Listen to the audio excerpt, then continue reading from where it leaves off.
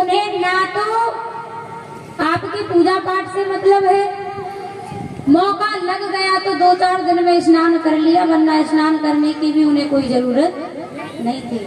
लेकिन ध्यान देना, माता पिता जब तक हैं, जब तक वो आपको खिला सकते हैं, दूसरा कोई खिलाने वाला नहीं है। करना ही पड़ेगा, तब कमाओगे तभी खा पाओगे। धीरे धीरे समय निकला, माता पिता इस दुनिया को छोड़ करके चले जाते हैं। अब तो 3 भाई बड़े और 3 भाभियां। ये छोटे वाले भोले का काम, क्योंकि आदत जो होती है वो आदत कभी बदलती नहीं है।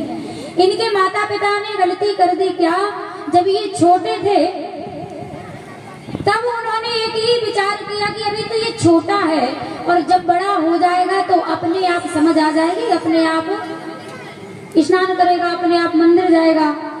लेकिन ध्यान देना, जब तक ये बालक छोटे हैं, जब तक आप इन्हें जिस तरफ मोड़ दोगे ये मुड़ जाएंगे, आपको जहां ले जाना है ये चले जाएंगे। अगर ये बड़े हो गए तो फिर बड़े होने के बाद, समझदार होने के बाद आप रास्ता कोई और दिखाओगे और ये जाना कोई और चाहेंगे। जैसे कोई पौधा होता है किसी भी वृक्ष का, जब तक वो छोटा है आप उसे जिस तरफ मोड़ना है उस तरफ मोड़ दीजिए। अगर वो बड़ा हो गया, वृक्ष बन गया, तो ध्यान देना, वृक्ष बनने के बाद अगर मोड़ोगे तो वो टूटना पसंद करेगा, लेकिन मुड़ना पसंद नहीं करेगा। ठीक उसी प्रकार ये छोटे छोटे जो बालक हैं ना, बच्चे हैं, इनमें अभी से संस्कार डाल दो, अभी से कथा में बिठाओ, अभी से तालियां बजवाओ।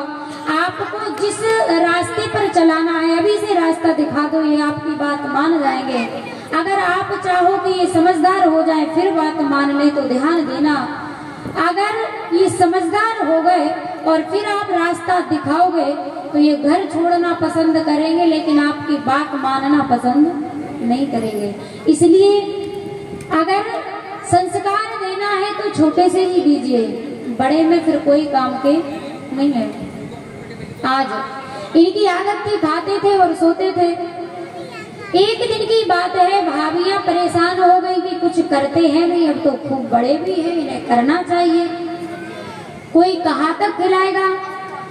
तो भाभियों ने सलाह की देवरानी जेठानी ने कि एक बात बताओ, हमारे पति तो मेहनत करते हैं, कमाते हैं, और देवर जी का काम है केवल सोना और खाना, और खाते भी कम नहीं है, अच्छा खासा खाते हैं। क्यों ना इनसे कहा जाए कि कुछ काम किया करो, आप भी करने लायक हो गए हो।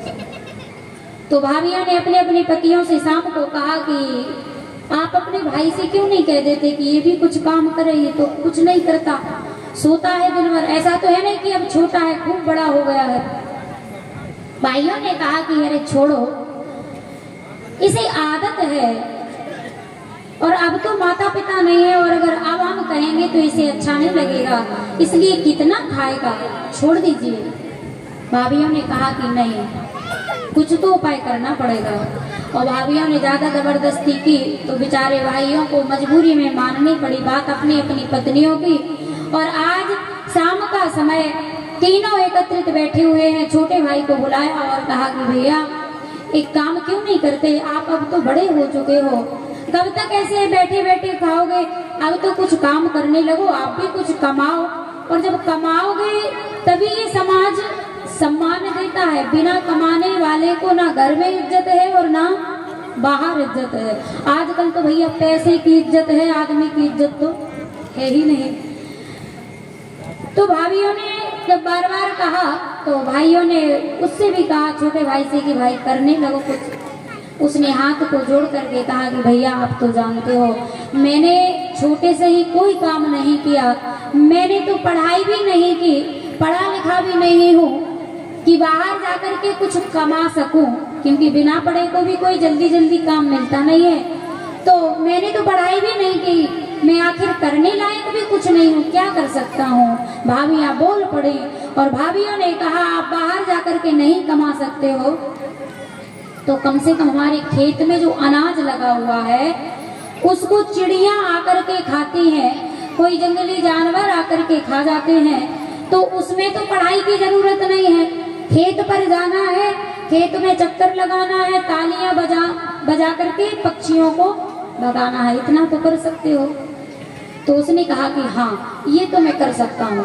और आज बार बार कहने पर वो छोटा भाई घर से बाहर निकला और खेत पर पहुंचा। और ध्यान देना, भले ये स्नान नहीं करता था, भले ये कभी मंदिर नहीं गया, भले इसने कभी सत्संग नहीं सुना, भले इसने कभी कोई तीर्थ नहीं की, लेकिन इसके हृदय में कहीं कोई कपट नहीं था। आज जैसे ही खेत पर पहुंचा और चिड़ियों को देखा कि चिड़िया पूरा अनाज खाए जा रही हैं, सो एक बार तो ताली बजा करके भगाना चाहा, लेकिन फिर इसके भीतर से आवाज आई कि नहीं ये तो गलत है। क्यों? क्योंकि जैसे हम राम के हैं वैसे ही ये चिड़िया राम जी की हैं। हम और आप कितने ही भूखे को भोजन कराने वाले बने रहे, लेकिन इतना बड़ा हृदय इसका है, उतना बड़ा हमारा हृदय हो ही नहीं सकता। अब ये भगाता नहीं है चिड़ियों को, बुलाता है पड़ोसियों के खेत में जो चिड़िया रहती हैं उनको बुलाता है और अपने खेत में बिठाता है और कहता है कि भंडारा यहीं चलेगा जब तक अन्न खत्म नहीं होगा। और आज बड़े प्रेम से, क्योंकि प्रेम की भाषा पक्षी भी जानते हैं, जानवर भी जानते हैं, प्रेम तो प्रेम होता है। आज ये भगाने की बजाय क्या कहता है कि राम जी की चिड़िया है राम जी के खेत, राम जी की चिड़िया है राम जी के खेत, आओ चिड़िया भरे भरे खेत, राम जी की चिड़िया है राम जी के खेत, आओ चिड़िया भरे भरे।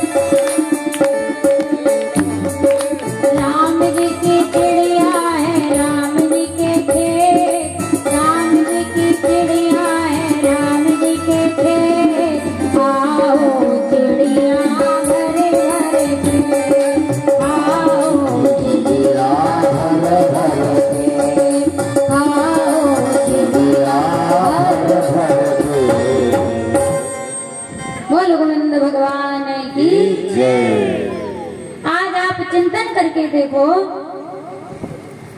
आज इसके मन में ये भाव आया कि नहीं ये तो पाप की बात है, कितना खाएंगे।